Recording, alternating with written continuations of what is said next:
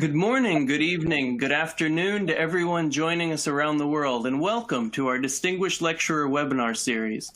Before we go any further, my name is Kerry Cosby, and I'm the chapter's manager here at the IEEE Computer Society.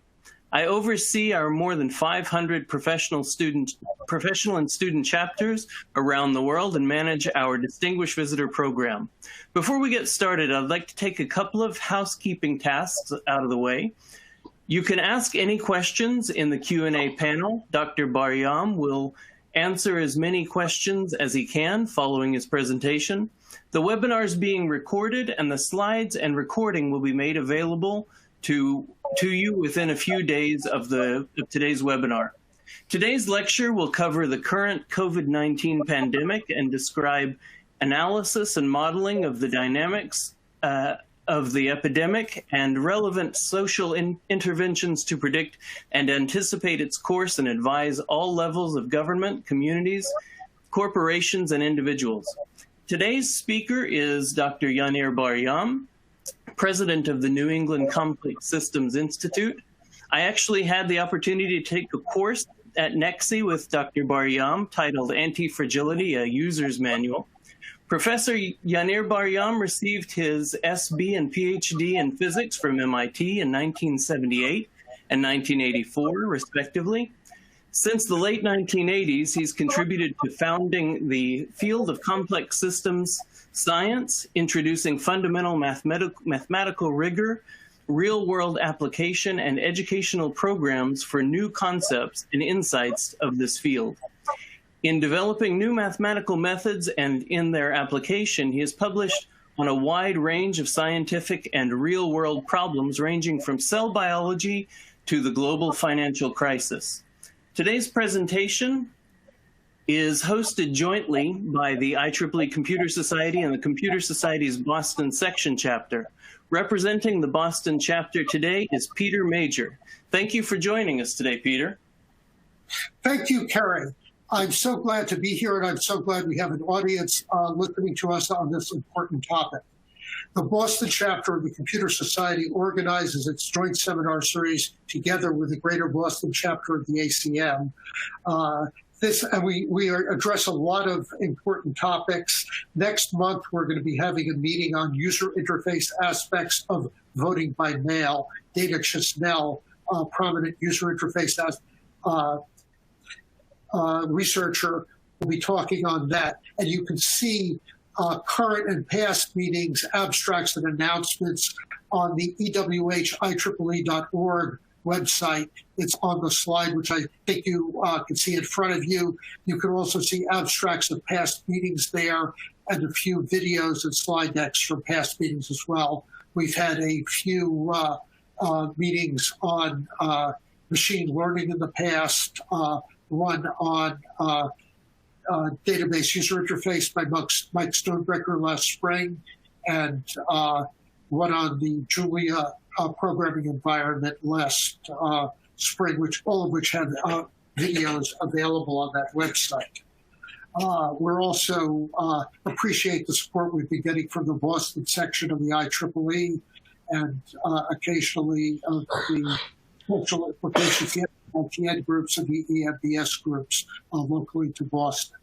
Tonight, I'm really privileged to help introduce Dr. Bar-Yam, and he's been doing a lot of epidemiological studies of the course of the epidemic and has a lot of predictions of how it's progressing.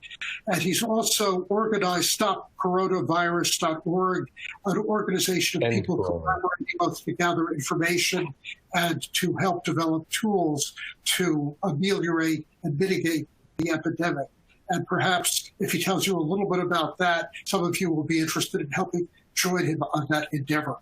And with that, I want to turn things over to Dr. Bar-Yam, who is really the person you want to hear today. So thank you very much for the introductions. Very much appreciate the opportunity to be part of this program and to talk with you. Unfortunately, it's not the best time, right? This is not the best times we've been having. But that's why we're here, and that's why I'm here to talk with you. I do want to make one small correction. It's END coronavirus, E-N-D coronavirus.org. So if you want to look at it during the presentation, you're not looking at some other website. And I do want to invite everyone to participate and to share in the responsibility of bringing this outbreak to an end, sooner end. And there are maybe two things that eventually I would like to get to. One is, and maybe not so eventually, but soon, one is the problem of societal anticipatory response. How do we get society to anticipate rather than being reactive? And the second issue is our own ability to be fast. So agile is a word that we're already using, so maybe we need a term like hyper-agility or something like that to figure out how we can do things very fast. But what I want to do is I'll spend a few minutes introducing sort of, what complex systems science is, because people may be curious. And then I really want to really focus on what the outbreak is about and what we can and should be doing about it. So the first part, the complex system science, is that most of what we learned in college was based upon calculus and statistics. And calculus and statistics are rooted in assumptions, and those assumptions are not always true. In fact, in most of the problems that we deal with in the real world, they're very poor approximations. And that means that we miss major aspects of what's going on if we restrict ourselves to their frameworks. The smoothness of calculus, the independence of statistics are unable to capture the collective behaviors of systems with interdependence that gives rise to things like sharp transitions, like phase transitions. And to understand how to frame the mathematics and develop the right tools for thinking about these problems, we really need different mathematical tools, but also conceptual tools. And that's what complex system science is about. For those of you who want to dig a little deeper than I'm going to cover today, there's a paper called Why Complexity is Different that's available. And also there's a paper called From Big Data to Important Information. And let me talk just a little bit about that last title, because it's really critical for what we're doing now and in general. When systems become complex, whether they're natural systems or engineered systems, there is a tremendous drive to trying to figure out all of the details of how the system works, because after all, it's complex. So the assumption is that we need to understand all of those details in order to be able to say anything meaningful. One of the most powerful approaches to understanding complex systems is to actually realize that we have to focus on what's most important. And by focusing on what's important, we create the ability to understand the nature of what's going on in a way that enables us both to interact with complex systems and as we're going to talk about, anticipate and deal with challenges, including the challenge of the coronavirus outbreak. And this is not going to be a technical talk. We can put up the math, but I really want to speak to the underlying ideas, because this audience is mathematically sophisticated, and the tools that you have require modification, but we don't have to go back and teach you all of the mathematics from the basics. But one has to recognize, in order to deal with complex systems, that there are some new tools that are mathematical, but the framing of those tools eventually gives rise to the ability to properly use the right approximations rather than the wrong approximations. So ultimately, the real gain that one has from complex system science is not that the equations are different, but that the choice of variables is different. Which variables are included in the equations changed, because we recognize that we need to add a few more variables, or that we can throw out 1,000 variables and be left with only a few variables, because that's what's really important in dealing with a particular problem. Now, it's really hard for me to talk for a long time without having questions and responding to discussion. So I'm just going to lay out a very, very few issues dealing with the coronavirus outbreak. First, a little bit of background about how my understanding evolved of outbreaks. In 2006, we published a paper that was investigating a very, very simple model. It's a model of a pathogen propagating in a host population. We consider it to be a prey population with a predator. It's that level of model. But what we did is we introduced long-range transportation into a spatial model. And what we found is that as we increased the long-range transportation, we went from having local outbreaks of the pathogen to global extinction. And the transition happened at a sharp point. So it's like a phase transition, like boiling water. Now, if you just a basic thought, and you realize that the fact that we have increasing global transportation going on, and you realize we're in trouble, okay? And we warned about Ebola, we warned about SARS-like outbreaks in that paper in 2006. And the effort to try to get people to take this seriously, I assure you, was not easy. And in 2014, the Ebola outbreak in West Africa was 10 times the size of any previous Ebola outbreak. And that January, I spoke at WHO, and when I told them about the threat of diseases that being much larger, their jaws dropped. Why? Because statistics doesn't hold, right? Statistics basically tells you that past experience is going to be predictive of future experience. And though you wouldn't expect something to be 10 times as large, it just doesn't fit in the normal distribution. So there are two reasons why the outbreak is large. One is because distributions are not normal, right? They're fat-tail distributions. But the other is we're going toward this phase transition. And so small changes in the global transportation have dramatic consequences in terms of outbreak propagation. And also in terms of the types of outbreak, the types of pathogens that we will find.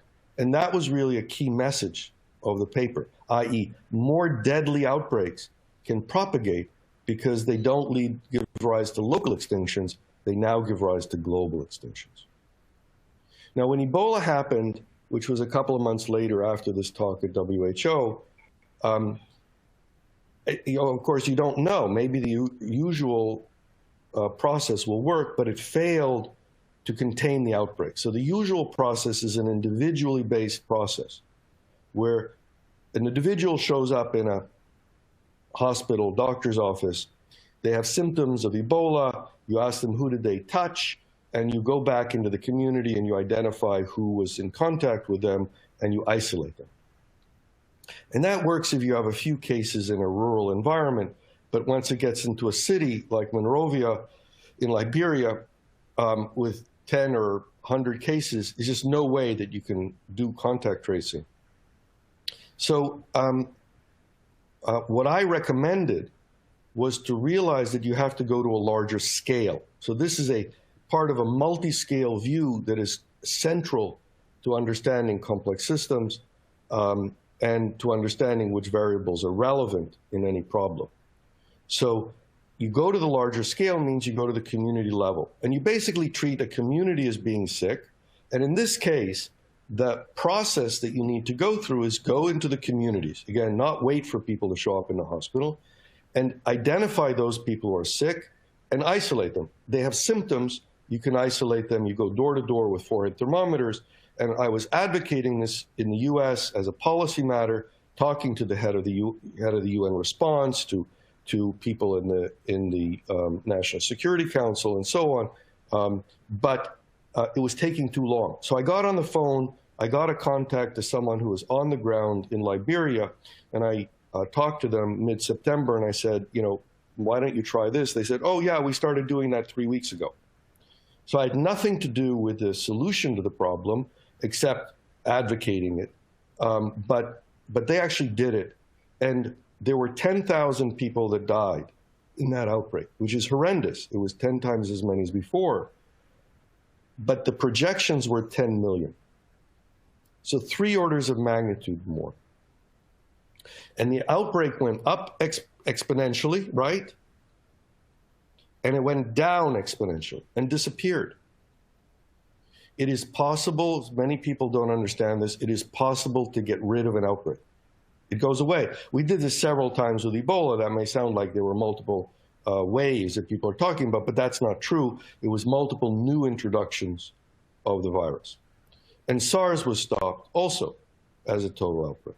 So in any case, that was the experience with Ebola. There were later experiences. Now there's a couple of cases in DRC that are tail end of an outbreak there that were basically brought to a close. And I was working directly on the community level engagement, which again, I mean, I'm a physicist, but the problem is that if you want to take action, you have to do it at the community level if you're going to do Ebola. So not so fast forward, but just a little bit forward, and you get to January, the end, December, January, January being this year. And on January 26th, I and Nassim Taleb and my colleague Joe Norman sent out a warning about the coronavirus. And when China gained control over the outbreak, and they did extraordinary things in order to do that. Most people talk about the lockdown, but they don't quite understand what the lockdown is about, and I want to explain that a little bit. But they stopped the outbreak, and then South Korea stopped their outbreak. They're doing fine. I thought that everyone else was going to respond. At least there was a good chance that everyone else was going to respond and prevent the outbreak from coming here. And part of that was because our original warning in January actually got the attention of the executive branch, or the White House, and they limited travel from China. It looked like a good start. But it didn't happen. And as the countries of the West, including Europe and the US, didn't respond, about 6 weeks ago, I realized that we were in huge trouble. And I sent out a call for volunteers, and within days, they put together the endcoronavirus.org website. And there are something like 6,000 volunteers, of which close to 5,000 are on Slack, and working on all kinds of things about the outbreak. So I'll talk about that a little bit more later. Let me focus on the outbreak. And again, the challenge in any complex system is, first of all, identifying what's the most important thing to understand. And in this case, there are really 3 things to understand. The first is that it's a horrendous disease. And the horrendous disease is subtle, right? It's deceptive, because you have 80% of cases that are mild, and then 20% of cases that are severe. And of the total cases, about 6%, so the 20% divide into 14% and 6%, the 6% are on ventilators. People can't breathe. And of course, the 20% also can't breathe. It's a terrible disease. And if you think about what that means in terms of a population, it's huge. And then, people have all of these arguments about the exact death rate, but the death rate is about 2 to 4%. And that's also tremendous. It's, over an order of magnitude larger than flu, and even flu is a terrible killer. But this is a horrendous killer. So the first message is, this is a terrible disease. We don't want it. And that's really all we need to know about the disease in terms of its severity. The second thing that we need to know is that it's fast. It's faster than Ebola. It's super fast. In a week, it multiplies by a factor of 10 unless you have strong interventions. So every time you look at what's going on, you're looking at the tip of the iceberg, and a week later, you're still looking at the tip of the iceberg. That's 10 times larger. And people argue about exactly the number, and now they're getting the better numbers because they realize that, at the early part of the outbreak, you're not seeing all of the transmission, which is what they fit the original China. But it was obvious that it was rapidly propagating, because otherwise we wouldn't have the catastrophes that we're having in terms of cases aggressively multiplying. And there are problems with the math, problems with the fat tails instead of normal distributions, and how they're being modeled by epidemiologists. All of the math details about how to do this right, they're important. But the only thing that you really need to know about the outbreak is that it's fast. The exponential growth is such that it looks like it's nothing, and then very quickly it's overwhelming. And of course, as people in this community know, an exponential is unforgiving. So once you get more than you can handle, you can't ramp up exponentially. And the disease is. So that's the second thing that you need to know. The third thing that you know is that we can stop it. And we know we can stop it because we understand its transmission. People keep trying to create all kinds of incredible, demons that are going to strike us, like, a super amount of non-symptomatic, never symptomatic cases that are transmitting. And so we can never, gain control of this disease. All of that's not true. The disease can be stopped. We saw it stopped both in China and in South Korea. We know what it looks like to stop it. We are seeing now similar effects in other countries, including Italy, including Washington State in the United States. The number of cases is going down, and if it's going down dramatically, exponentially, which is what happens, right? The fact that it's exponentially growing is because it's a multiplicative process. As soon as you get the multiplicative process to have a factor that's less than 1, it's going to go away exponentially, so you can get rid of it. And that's really what we have to understand. All of the rest of the details of the epidemiology and of the mathematical representation of modeling is not important. It may be helpful to know some of the details, but it's not important in terms of knowing what is going on. So the crux of the statement is modeling is actually not super helpful. It is helpful, but it's not super helpful. The most helpful thing is to realize that it's about action. This is an action-oriented challenge, where if we act quickly, we can stop it, but we have to actually go all out. Half-baked, whatever terminology you want to use, measures just don't do it. Not only they don't do it, they sometimes give us the false belief that we're doing something because we're, quote, flattening the curve. But flattening the curve is not a solution to this disease, because it will last forever, effectively, if we flatten the curve. But if we crush the curve, right, we can stop it. And we actually only need 5 weeks about to stop it. And so if we take it seriously and we do everything that we need to, we can get rid of the disease in about 5 weeks. And that's what China did. That's what South Korea did. Why don't we do it too? So let's talk about the 5 weeks. The 5 weeks happens basically because of the incubation period. So an incubation period, the typical incubation numbers is about 3 to 5 days, but the maximal incubation period, there's a long tail, but basically you need 2 weeks. That's the number that people use. It's not a bad number to think about. So if we take 2 weeks, and if we prevent transmission during those 2 weeks, by and large, then by the end of 2 weeks, we know everybody that is sick by symptoms. We'll talk about details later, but we know everything about people by symptoms. The problem with 2 weeks, so if we knew at 2 weeks, we could just isolate everyone that has symptoms, and everyone else could go on about their lives. But of course, it's not perfect. So we have to, the people that are most infected in the first 2 weeks are people who are living with other people that are infected. There's also, of course, some leakage if people go to get necessities. So you can't break it in one incubation period, you need another one.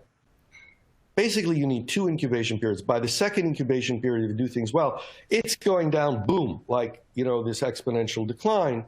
And then you need another week in order to make sure that you're okay. That's the 5 weeks. It's very straightforward. If you're in the core of an outbreak in Wuhan, and I'm sure in New York, right, you'd need an extra week maybe to check. So maybe 6 weeks. So in 4 to 5 weeks, in most places where the outbreak is not bad, and 5 to 6 weeks where the outbreak is really bad. And then if you need to be careful about all kinds of things, maybe you open up gradually, which is very good, and we'll talk about it. So that's the disease, that's the plan if you want to stop it, and we need to stop it. And again, in order to be clear about this thing, it turns out that the most relevant parameter is the size of a local outbreak. And if you keep that in mind, it clarifies things. So the size of a local outbreak is the number of people that are affected in a community in the dynamics of the outbreak. In order for a community to be a community, it has to be separated from other places so that it's not transmitting everywhere else. So we'll talk about that too. But the size of a local outbreak turns out to be the key variable. And if people understood that, they wouldn't be debating about the difference between the humanitarian cost, the human cost, and the economic cost. Because both have to do with the size of the outbreak. And that's it. So if we stop the outbreak, we tremendously reduce the human cost, the lives lost, the suffering, and we also reduce the economic cost because it's gone. And then we can go on about our regular lives. So again, keeping in mind what's important really focuses attention on the right things. Okay, so now let's talk about the details. How do we stop it? And a lot of the focus has been on the lockdown. And there's a structural confusion about what the lockdown is about. And if you go, there's a Science magazine interview of the head of the Chinese response, who makes this point very clearly. And I will say it from my perspective also. But he says the lockdown is cordon sanitaire. Cordon sanitaire, if you look up the French, it means a boundary that doesn't allow the disease out. Now, if you remember, going back to this simple model that we talked about, it's about transportation. If you don't have transportation, you don't have a pandemic. Obvious. So the first tool in combating a pandemic is stopping it from getting to places that you don't want it. Now, there's a piece here that I just need to talk about.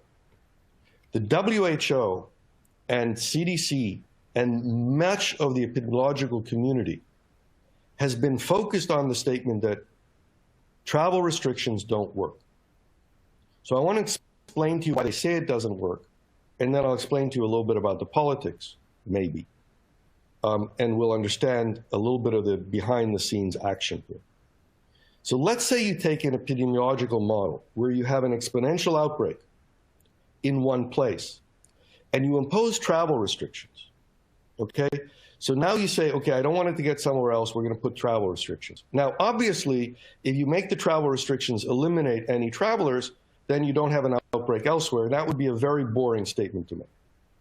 So instead, let's assume that you cannot stop it altogether. You end up with 1% of people leaking out.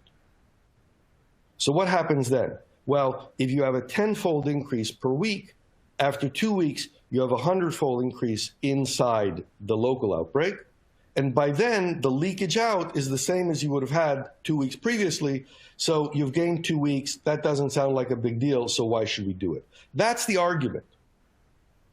What's wrong with the argument? Well, what's wrong with the argument is, first of all, that you've made an assumption about how closed you can make borders. But that's not the most important mistake. The most important error is that you've assumed that you're not going to do anything about what's going on in the community. If you let it multiply by a factor of 100, you're clearly not doing your job. So if you isolate, so remember, complex systems are about dependencies. If you isolate one intervention, travel restrictions, and you ask, will travel restrictions, prevent an outbreak? And the answer is, according to this analysis, no. And they're right.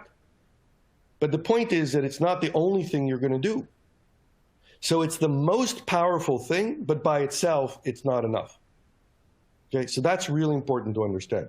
So we have to talk about how parts of the response effort work together.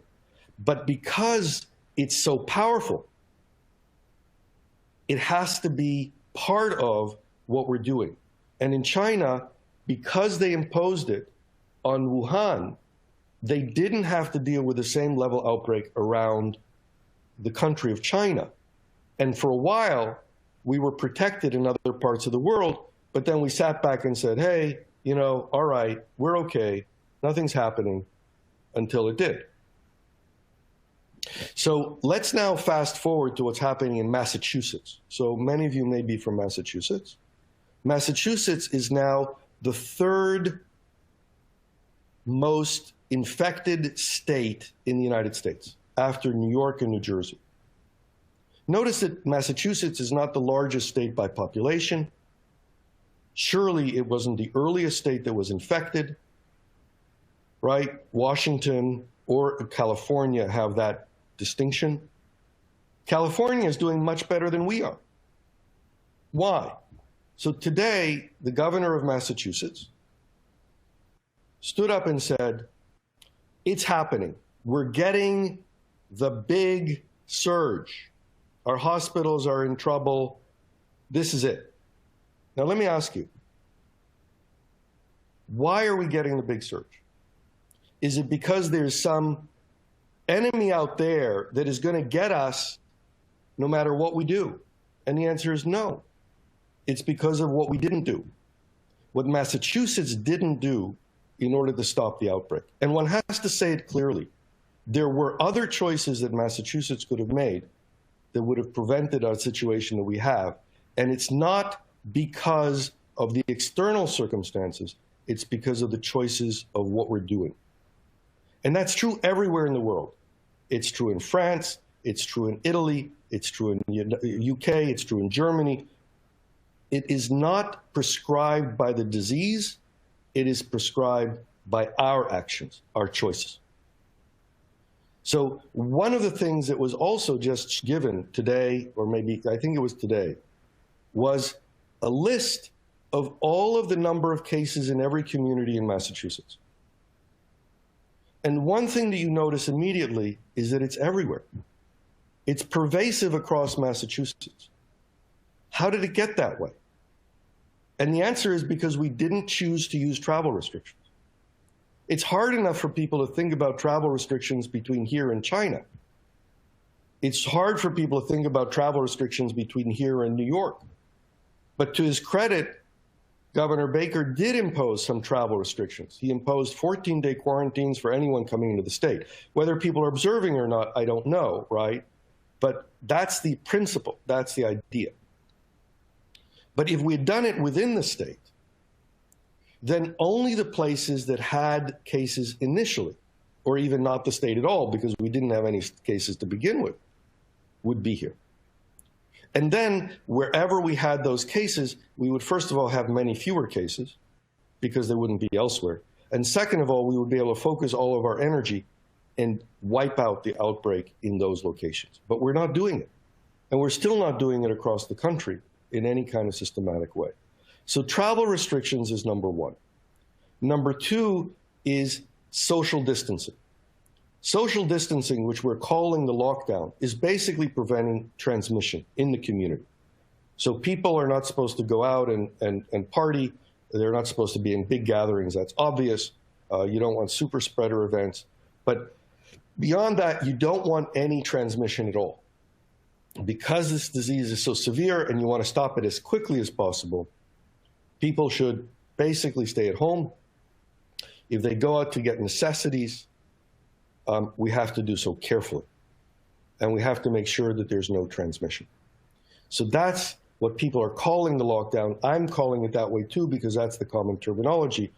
But it's really social distancing within the context of the community level effort of what's going on. 1 point, 80% of transmission in China, and almost surely everywhere else in the world where it hasn't been studied and documented, is within family groups. So the core of the outbreak is within people who live in the same place. So it shouldn't be thought about as just trying to prevent transmission between people who live in different places, right? Going to visit your neighbors or meeting with friends. And I still think, by the way, my understanding is that meetings of 10 people are still allowed in Massachusetts, which is, frankly, insane. Okay, so we really need to prevent transmission within the community, and we need to do everything we can to reduce transmission within the family. Now, the third thing that I skipped, let's call it the zero thing. So there are 9 things, but we can call the first one the zero thing. The zero thing is that we really need to have everyone on board. Government has to be on board, and the individuals, the people have to be on board. If the government creates laws and people don't observe them, if the community is not engaged in doing things to help each other, it really is an all hands on deck thing. It's an all out, everybody should be involved, companies, individuals, etc. And that goes for everyone who we're talking to. Everyone should be involved in stopping this, because it's the worse. The less we do, the worse it is. The more we do, the better it is. And at the individual level, what it means is if government is not doing something, we have to take responsibility for it ourselves. So once you understand what it's about, I hope you will talk with your family, your friends, everybody on board, and then I hope you will also be able to help with your skills. The engineering is still needed. We'll get there. So again, everyone on board is the first one. The second one is, we talked about as being travel restrictions. The third one is being the lockdown. The fourth one is isolation. If we want to prevent transmission, we have to identify cases. This was what happened in West Africa with Ebola. You want to have early detection of symptoms. You want to go to where the people are in the community, find people that have symptoms, and isolate them so that they don't transfer the disease to their family, friends, and to their neighbors. Because, the isolation within households is not going to be perfect, and it's going to propagate and propagate and propagate. So how do you do that? And the answer is the next leg of what it is. So isolation, you have to create isolation facilities. So China had these 2 major hospitals, but they also had 14 facilities altogether, including many major isolation facilities that they use stadia for in order to isolate people that were mild and moderate, provide them with care, give them free food, really help them in the time of the crisis. Now, to be clear, the issue of isolating people in these big facilities were not the whole thing. They had hundreds of isolation facilities in the community. So what we really need to do at the first order is to create places so that people don't go home to their families and make them sick. So one of the things that happened, we were pushing for this early on, is that healthcare workers don't have to go home to their families and infect them once they're infected in the hospital. So the housing for them. But we're still sending people home that are tested positive if they're mild. That's like, pandemics 101. Why would you send people home that are positive tested in order to infect their families and their communities? How are you ever going to stop this? So we need to create, so there's this new facility in Boston, right, the 1,000-bed convention center facility. I think that there are 500 beds for homeless, 500 beds for cases that are probably being released from hospitals, but they still have contagion. They have to also wait 2 weeks and have negative tests before they can be released. But there should be facilities. China locked down when they had 8,800 cases. And they ended up with 80,000 cases, 100-fold as many. 800 cases. Do you know how many cases we have in Massachusetts? We had today over 2,000 cases in one day. In one day. And we still don't have a lockdown and actions the way they did in China. When are we going to stop it? And the way I say it is when we get it right, plus 5 weeks. So we have to isolate people in places. We have to make sure that they don't go to their families. At the very least, tell them, you don't want to go home to your family. Here, we have a place for you to stay. If you need to make it voluntary, but it shouldn't really be voluntary. We need to protect all of us from this transmission. So that's the isolation piece. Now, isolation piece goes along with testing. Because if someone has a cough and you have to isolate them, you have to isolate an awful lot of people. So with Ebola, we could isolate people with temperature because that was a good enough signature, and we isolated them at home or near home. They were isolated within the community in isolation facilities. But it's really hard to isolate that many people who have coughs. So you need testing, because testing narrows it down by a factor of 20 or so. So what do we have for testing? Well, we don't have testing in the United States worth, its purpose, because we're using the tests on people that are, getting into hospitals and are being put on ventilators because we don't have enough tests. So the testing issue is a real problem. How do we solve that? And it turns out there is a solution. It will take some more steps, and we're working on trying to make it happen. It turns out that the best screening test is actually CT scans. They have a low false negative rate. Sorry. The technical details here may be not as important, but CT scans can be used for initial screening.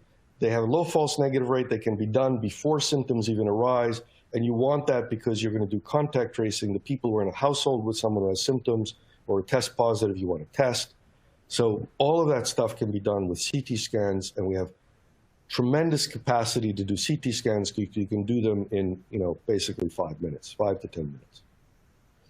So that has to be done. There are some challenges. We don't have to talk about them right now, but we really need to go all out on the testing. It's just amazing. Italy has been ramping up their testing dramatically, and they're really doing an incredible job of solving the testing problem, which of course they had at the beginning too. So testing is another leg. The next leg is masks. Masks stop transmission. All of a sudden, everyone woke up to this a week ago or so. The head of the Chinese response was asked in this science interview, what is the biggest mistake we're making in the West? And he said, masks. You have to wear masks.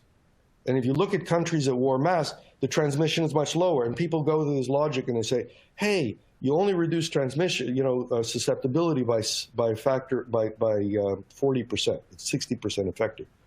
Well, remember, if you have a multiplier and you reduce that multiplier by 60%, multiply it out and figure out how much trouble you're in. A lot less. So it's really powerful to use masks, and people are still not wearing masks regularly. I was just out today, and I drove by some people chatting on a lawn without masks. So masks is another piece of the response effort. And let me just make sure that I'm getting all of them. There's a piece, if you go to the endcoronavirus.org website, and if you scroll down, there's this piece called How to Win.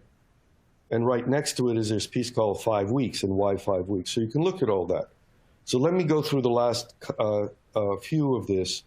One of them, that essential services should be safe. We're probably doing that more or less okay. So people have arranged, delivery from supermarkets and drugstores. People are arranging curbside pickup. Those are the kinds of things that we need. There's a supermarket or whatever, a grocery near where I live that has standardized packages, which is a great way to make efficient making these services safe. We talked about testing. The last two are health related. So health guidelines basically means you really should worry about health first before you worry about disease, which means people need to be taking action so that they don't transition from mild to severe. Remember, 80% of cases are mild, 20% are severe. So that means that there are some parameters, right, going back to relevant parameters, that can control whether you end up with that severe case. So some of the things that we know about are drinking a lot, right, and eating well and getting good sleep. And one of the things that many people don't know is if you get low fever, like 101, you shouldn't use medication because the fever is part of the immune response. It's helping your body fight the disease. Don't medicate until you're over like 100, 103. And then go for it because it can be dangerous to be higher temperature. So there are a bunch of things. One of the things that I think is a good idea is not to breathe in your own viral particles. So if you're breathing out and you're infecting other people, you can breathe it back in and make multiple infections in your lungs. So why do that? So try to breathe fresh air, a lot of fresh air, and then try to, when you breathe out, breathe in a different direction or use a HEPA filter or something so that you don't rebreathe your viral particles. A good idea. I don't know how effective it is because we haven't done any experiments. We could, hopefully we'll do those experiments, but in the meantime, it's surely not a bad idea to try. And the last one is the medical response. And that seems to be how everyone starts thinking about this outbreak to begin with, because they say, hey, it's not so bad until the hospitals get overloaded, right? That was the statement by the governor today. Hey, this is the surge. Excuse me, what about all the people who have died until now? What about all the suffering that's going on? And yes, the medical system is important if it gets overwhelmed because the death rate goes even higher, but surely we don't want the death rate altogether. So, but in any case, the medical response is being overwhelmed. We don't have masks, we don't have PPEs, we don't have ventilators, all kinds of problems. So if you come to endcoronavirus.org, there's all of these efforts to deal with the response. There's trying to get the PPEs to people, on the supply chain. There's trying to build new ventilators. So there's all kinds of engineering going on. There's trying to validate them or get approval for them so that they can actually be used rather than just be on the design board. And that's what gets down to this, fast, right? We have to do hyper, whatever I use the word, hyper agile, because what we need to do, and maybe that's a term already, apologies if it's already being used, but the point is that we have to move fast. But the reason we have to move fast is because we didn't act faster. We didn't act before it came here and stop it. And everybody that didn't act before, the reason that they said they didn't act before is because it'll cost too much. Hey, the economy is going to suffer. We shouldn't stop flights from China because the airlines are going to go bankrupt. Yeah. So those same people are now saying, let's open up the economy. The economy is not doing well, so we have to open up the economy. And the answer is, the only variable that matters is the number of cases. And if we stop the outbreak, the economy will go back to normal fast. The sooner we stop it, the better. If we stopped it to come here, we'll bail out the airlines. But that would be it. Much lower cost. So we are in a situation where acting early, acting strong, going all out is what matters. It's a societal problem. Ultimately, in this case, it's not an engineering problem, it's a decision problem.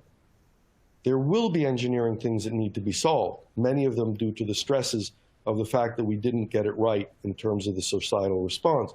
And we have to go all out in everything that we do. But the main thing is to galvanize the community, to galvanize everyone to say, we've got to do this right, we've got to do it soon, we've got to do it now in order to stop this outbreak. Thank you, and I'm very happy to take all the questions you have. Thanks a lot. We have a lot of questions. We have one. I don't know if I see them. Can you read them to me? Yeah, no, I'm going to read them to you. With only 20% of cases being severe, why is it that 40% of the closed cases ended in death? Because we are not tracking the mild and moderate cases in the United States. We're sending them home. We're not even testing them.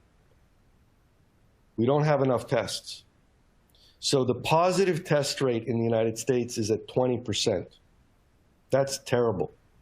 That means that we're only, basically in New York, they've actually declared by policy they're only going to test people going into the hospital.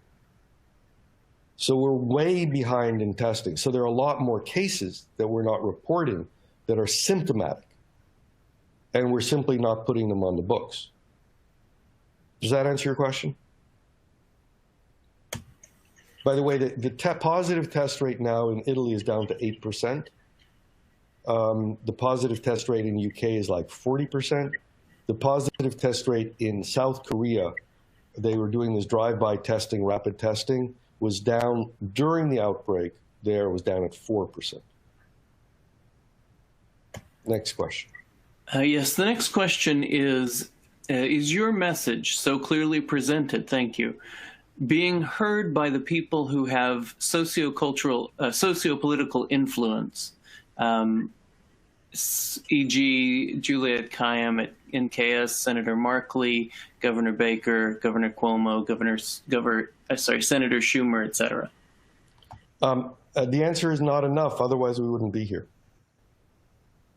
It's not that we don't have any influence, but this is what, I've been talking with people. We have some, Congressman Kennedy, who happens to be my congressman, is someone that I know for years, and they respect our policy recommendations, again, not just on this topic. So it was fairly easy for me to pick up the phone and talk to them. And I do think that they're taking what we say seriously. And we also have had some influence nationally, i.e. even at the federal level, but not clearly as much as we would like to have. And similar at the state, we're able to get some things into the halls of power, so to speak, but it's far from enough, very far from enough. Another question we have coming in is modeling tools in Washington state. Daily results coming out from there seem erratic to them. What is your assessment, given they've been used for decision making? You mean IHME? Is that what you're talking about? It does not say. It just says that the modeling tools in Washington state. Okay. So their model is based upon assuming that the outbreak will follow the Chinese trajectory. Stop, full stop. So basically, as soon as you apply a lockdown, you're going to go through the Chinese trajectory. That's crazy, because as I just explained, all lockdowns are not created equal.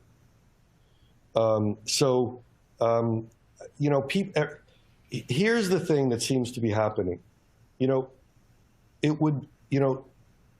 policymakers are turning to scientists, particularly epidemiologists, to tell them what to expect. What is the future? Look in this crystal ball and tell me what will happen. Predict it for me. And the reason why they want the predictions is so that they'll know how many ventilators to prepare for, or how much, floor space they need to devote to this, right? And they're just not aware that the relevant variable is not time, it's action.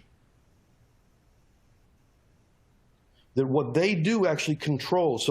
So the person who said this actually very nicely, and I'm sure that this is one of the reasons why California is doing better than Massachusetts, is that the governor stood up in California when they did the lockdown in California, and their lockdown was the first in the country. And he stood up and said, you can look at his speech, he said, it is not, I don't remember the exact words, but he said, it is our choice what happens. And that message has not been propagated well enough. So we have the modelers at the Imperial College, and the modelers out of Harvard, and the modelers out of, so on. Everyone is trying to tell us what we can and cannot do, because they have these models with all their assumptions in them. And I just don't think, I think the challenge is the opposite. The challenge is to empower people that they can do. And by empowering people to know that they can do something, to inform their decisions, rather than tying their hands by saying this is what will happen, which is wrong. We have one question, which is, in your opinion, are today's proposals by the U.S. government sufficient to knock down the virus? And the answer is no. There are,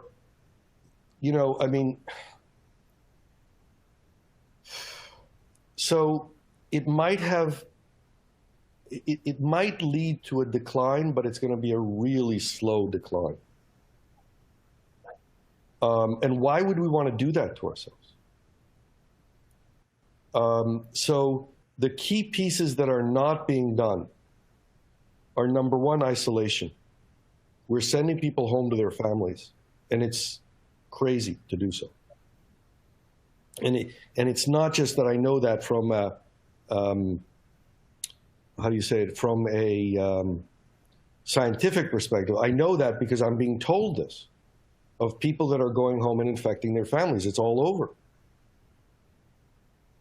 And they're even sending people that are sick home to nursing homes. How can you do that? Right? Vulnerable people in institutions, you're going to send someone who's been diagnosed as positive back to a facility where there's 100% certainty that it's going to propagate through the facility. Talk about crazy. So this stuff is just going on every single day right now. So isolation has got to be up there in terms of what we're not doing. The next thing that we're not doing is the testing piece. And again, CAT scans is what was used in China. It could solve a lot of the problems. We need to get that into the mix. But we also need to ramp up the other testing. We just need to do testing. And this is an engineering problem. You know, we tried very early on to bring on academic institutions in order to help because they have capacity. And, you know, everything gets bogged down in paperwork and bureaucracy. And there are ways to solve problems. And honestly, even I thought that we would be past this problem by now. And I thought that even the regular system would be able to solve this problem by now, much less sort of rapid action efforts. So testing is number two. Masks has now been advocated for. It just needs to be pushed home. We need to make sure we're doing it for everybody in public spaces. And there's one more that I need to remember what it is. We went through it and I'm just not remembering right now. So isolation, wear a mask, the travel restrictions, the first one, right? Everybody still thinks the travel restrictions are kind of not a thing. And they're the most thing. They're the best thing. And the way to do travel restrictions is basically to say, we need to grid the space into natural areas, states. Sometimes the boundaries are not right at the state boundary. So somewhere else, you create the boundaries and you only let across those boundaries essential transportation with the right kinds of checks, temperature checks, and protocols for people to go in and to go out. But why? Even though it's all over the place, why?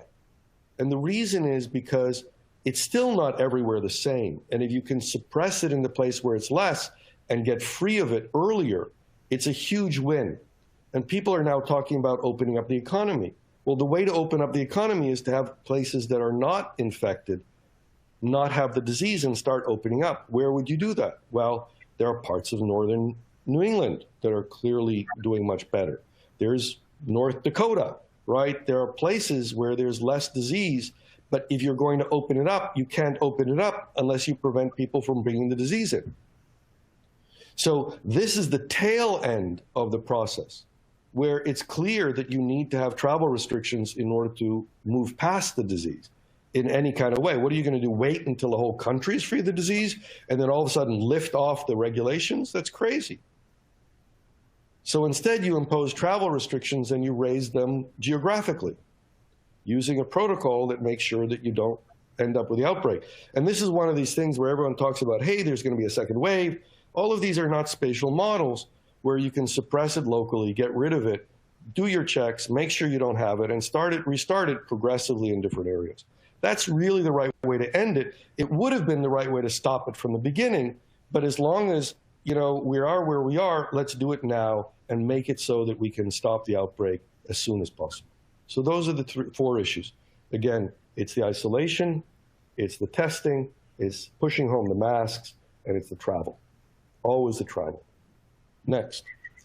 This next question somewhat follows upon the other, focusing more on extent. Do you believe that we here in the U.S. should be implementing the same policies as in China with contact tracing and mandating everyone to wear masks if going out and policing that in order to fight against the virus? The extent to which one has to police something is the extent to which there's buy-in. So the first thing that you really want to do is to have the right kind of advocacy. If people stand up and say, and this is not surprising, right? This is always the case. Someone has to stand up and say, we're in this together. This is an all-in thing. We're doing everything that happened. Every case that's happened is because of what we're doing. I think even Governor Baker has said that. Unfortunately, he also hasn't done the actions necessary. But if we understand that everyone is causing what's happening, then people will take action. And people in Massachusetts, I thought, were taking action. But again, people are still being sent home with a disease. So, there's this problem. So let's take that step one by one. Number one, you get everyone on board. And then the extent of enforcement, you have to decide how much you want to do enforcement. If there are only a few people that are doing bad things, they're the people who would break laws, break laws. So sometimes enforcement is appropriate. It's not a new thing that when you have a society at risk, during the period of being at risk, you have to enforce special laws. It doesn't mean that that's the thing that has to happen in the future. If we do it quick, if it's done in 5 weeks, it becomes very natural to say, hey, this was just during this period and we'll go back to normal. If we do it for a year, yeah, sure, it becomes the new normal. But if we do it for 5 weeks, it isn't. So that's one of the key things about what you said. In terms of what we do, in terms of what China did, and the answer is China did an incredible job of understanding that they were at risk and acting. If they had done it a week earlier, it also might be that we wouldn't be here today because they would have stopped it before it went out into the world. They did stop travel once they did the lockdown, right? They stopped travel not only to the rest of China, but to the rest of the world, but it already leaked out. 1 week mattered.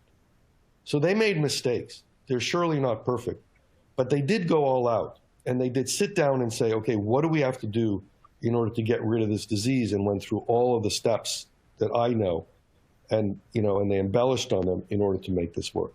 So I think we can learn a lot from them. It's not necessarily everything or exactly what we have to do here, but if we understand that the objective is to stop the disease, we'll do basically the right thing.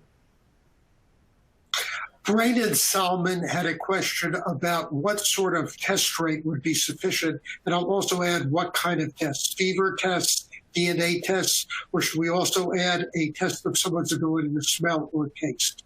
Great. So the answer is any information that we can use to narrow the population. Remember, the key thing is the false negatives, right? Because we don't want transmission.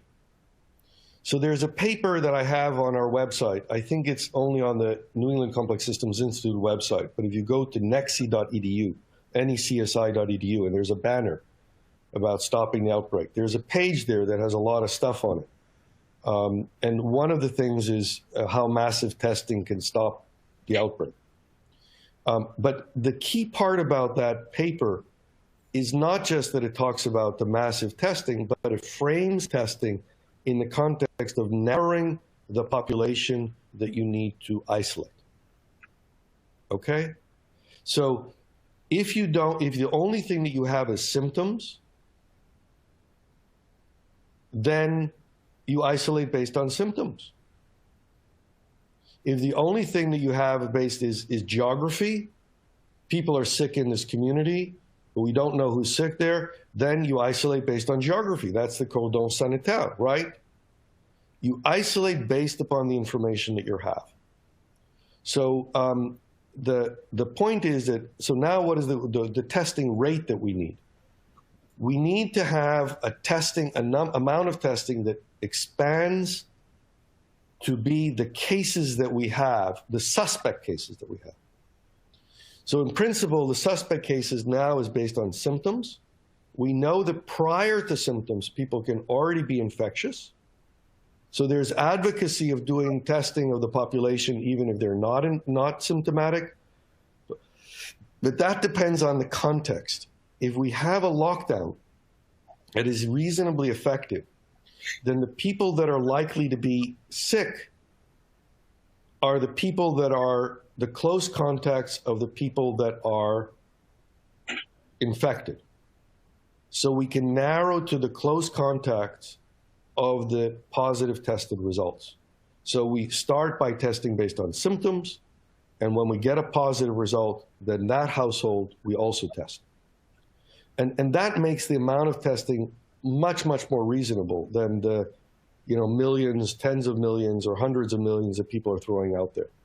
So you could test the whole population, but you would still end up with enough false negatives that you would have propagation of disease.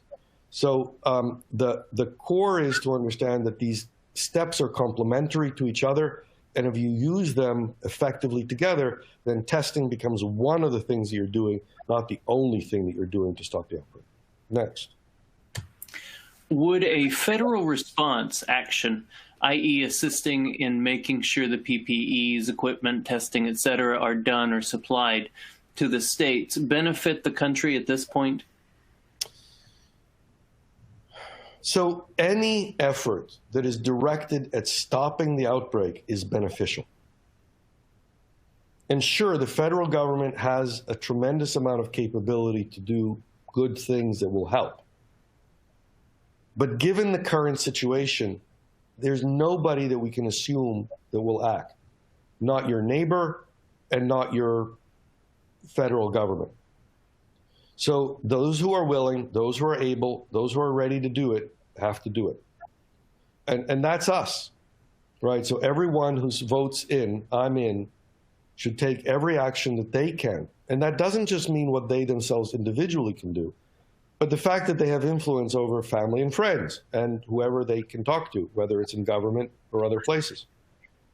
In business, I'm trying to be in touch with businesses because some of the people that I'm talking to in business because they have the ability, for example, to turn on CAT scans as the method for making this outbreak go away.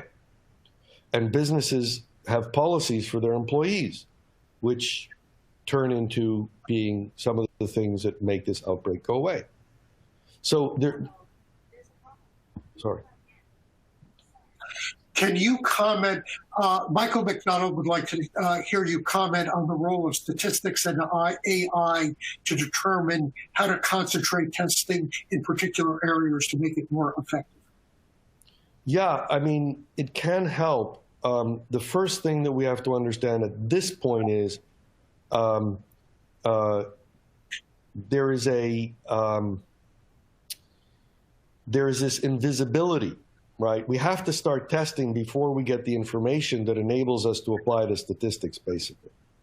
Because when you see only the tip of the iceberg, when you're down by a factor of 10, the information that you get from geography current understanding of geography is not super helpful. It doesn't mean it's unhelpful, right? We know that New York is worse hit than North Dakota. So you wouldn't ramp up tests. Truth is North Dakota's ramping up testing better than New York, honestly, and I know that. But the point of this is that geography, the analytics will help, and it's worth doing. And in conjunction with doing the travel restrictions, it's even better because then you have more, the information that you have is more reliable in terms of what it tells you should do. So yeah, let's do it. I don't have any objection to doing it. This next question is focusing on precarity of people here in the U.S. How will people with marginal wages survive 5 weeks of isolation? Yeah, so the answer is we have to be careful about it. It is true that a significant fraction of the population can, there is a significant fraction of the population that lives paycheck to paycheck and it's week to week, not month to month. And there are several answers to this problem. One is community. if government doesn't play a role, community has to step in, and people should help each other. And it's really important to do that. And there's one thing, by the way, that I didn't mention, and I want to go back to it. One of the key tools in West Africa, and one of the key tools in China and in Iran and everywhere else where they're stopping the outbreak that I know of, is door-to-door. Because people are sick and they may not tell you, right? Either because they think it's just a cold or because whatever. So going door to door, and it's an informational thing, but it's also to help people. Because if you go to door, you find out if people are in trouble and they need help. But also everybody should be reaching out to friends and families and neighbors and making sure that people are okay and helping out. So it's really important to do that, and we should be doing that. And people should chip in. This is what we are, right? So community efforts are really important to make sure that people get by this period of time. The other thing is that, yeah, government should step in. And government is somewhat stepping in, right? We know that. And that's okay, right? Government should be part of our collective response effort. And we do need to act. And, you know, there's a bunch of things that can be taken that, you know, should be done, like, I mean, some of them people know about and have done, right? Like not throwing people out of apartments because they haven't paid rent for a couple of months or something like that. They're making sure that companies have a buffer so that they don't go bankrupt. It makes sense even more so to have people not go bankrupt, especially because the people will eventually be the ones that support the companies. But that's a different story about economics. Maybe you'll invite me back sometime to talk about that. But the basic statement is, yeah, we have to worry about it, we have to be concerned about it, but we have to do it. They're doing this in Africa, in the most poorest countries in the world. And the US is becoming like a poor country with all the people that can't live, week to week without, money because of, what we're doing in this country. But the basic statement is, if we don't get rid of this disease, it's catastrophic in ways that people haven't seen. So we have to get it together and make sure that the short time interventions that are needed in order to protect people during this time are okay. And the main reason why people are super worried about this is not because of the 5 weeks. It's really not. It's because people recently, not that long ago, were talking about this is going to take 6 months, this is going to take 2 years. In a 6 month or 2 years time frame, it's really hard to figure out how people are going to survive who need that kind of support. But in 5 weeks, we can do it. It's not a tall mountain to climb given everything else that's going on. Next question. For the last question, Jonathan Tagliavini wanted to know what projects people could organize themselves for a hackathon or something else if they wanted to organize something to help contribute to solving this. So my suggestion, going back to where we started, we have thousands of volunteers globally who are working on this outbreak that are part of the endcoronavirus.org system. And all you have to do is go to the website, click on the Join Us, and fill in the usual small information, including whether you want to lead a project, which is really important. Let us know. And then click and you'll get a link to join the Slack channel. And once you're on Slack, dig in, suggest things, find out what people are doing. Honestly, I know a tiny fraction of what's going on there, really, because there's so many stuff. It's really a self-organizing process. People are just saying, hey, I want to do this stuff. The most important question that you will be asked if you end up on a call with someone who's trying to onboard you is to say, what project do you want to lead? What would you like to do? What do you care about? And then you'll find people that will want to help you and do it. And bring in your friends. Create a team, whether it's of people who are on the channel or people off the channel. You don't have to come in, just do stuff. That's all this is about. That's all this endcoronavirus system is, endcoronavirus.org system is. It was an opportunity to empower people to do stuff. So I said, okay, here are a few things that I would like you to do. Beyond that, you do stuff, self-organize. Dr. Bar-Yam, thank you very much for your presentation today. It's always nice to hear you, and this topic is very important for all of us. So thank you very much for presenting. Thank you for, let me, I mean, I don't know if you're closing here, but let me just say, everybody, I hope you're taking care of yourself. You'll be well, taking care of your family. I hope we will all be, around. And make sure if you have the virus, recognize that you can get better and look at our guidelines for that, because they can help also. Thank you all very much. Yeah, thank you. And thank you to everybody who's attending today. If we haven't been able to answer your questions during this presentation, your email's being logged with your question. So we'll reach out to you via email to answer questions if we can. If we're not able to answer them here, as well as we're putting on a distinguished lecturer webinar series. We're offering an early career webinar series also, focusing on business soft skills such as communications and presentation skills, career transition, interviewing tips, among other topics. The first webinar will be on April 23rd at 11 a.m. Eastern Time on brand management by Elsa Velasco-Paul, founder of the M&E Group. The next webinar in the Distinguished Lecturer webinar series will be on May 7th at 11 a.m. U.S. Eastern Time. That'll be Dr. Bruce McMillan, professor of Missouri University in Science and Technology. He'll be presenting on cyber physical security through information flow. The Boston chapter will be hosting a webinar by Dana Chisnell, a computer-human interface and usability expert, on Will Voting by Mail Save Democracy? Thursday, May 21st at 7 p.m. Eastern Daylight Time will be the date of it, and details will be posted on the Boston chapter and section websites. Thank you very much, and have a nice evening. Take care. Okay, I'm going to add one more thing. We're going to try to put together an information package, including some links to some of the articles that Dr. Bar-Yam just recommended. So we'll try to send you some follow-up email. Thank you very much. Take care. Thank you.